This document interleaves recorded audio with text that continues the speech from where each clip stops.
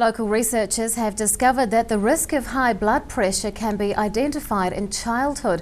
That's revealed in the latest findings from the ongoing Dunedin Study at the University of Otago. Dr. Moana Theodore is here to explain more. Good evening. Good evening. Tell us about the study into high blood pressure.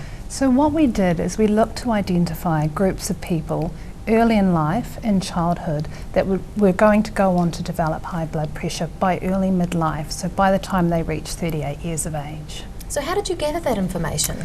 We had information that was collected when our study members were 7, 11, 18, 26, 32 and 38 years of age, and we also had information on a number of factors that we thought would be related to blood pressure. What kind of information were you collecting? Yep. So we collected, as well as the blood pressure information, we collected information on a number of factors which we found were related to high blood pressure.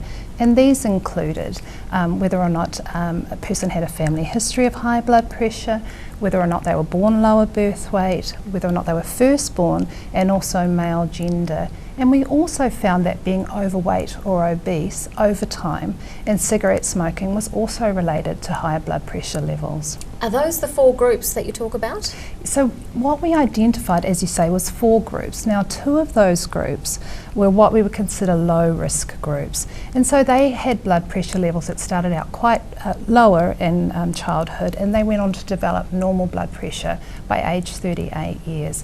But then we had about a third of the people that went on to develop what we would say is clinically significant blood pressure, high blood pressure levels. And of those, there was 4% that were particularly at high risk, and they developed hypertension by 38 years of age.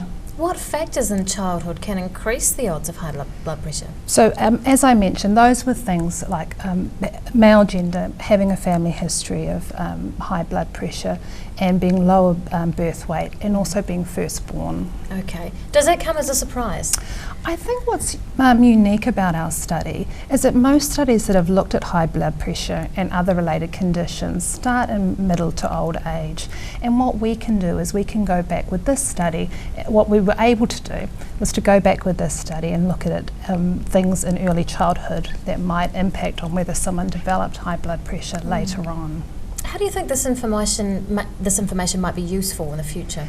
We hope it's helpful to people like clinicians to be able to identify people early at risk of developing high blood pressure. And our research also supports those current health messages, such as the importance of maintaining a healthy weight and also not smoking.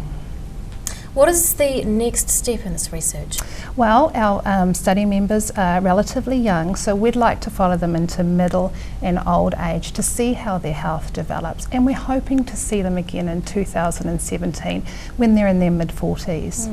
Now these results have come out of the Dunedin Study. Tell us a wee bit about that. So the Dunedin Study has been described as one of the most detailed studies of human health and development in the world, and we follow more than 1,000 babies that were born between 1972 and 1973 here at Queen Mary Hospital in Dunedin. And the study over time wouldn't have been possible without the support and commitment of those study members and their family and the local Dunedin community. Is there a study anywhere else like this in the world? There are other studies, there are other long-term studies in the world, but one of the things that's unique about the Dunedin Study is that we have so many people that come back to participate. So we have about 95% each time that come back and participate.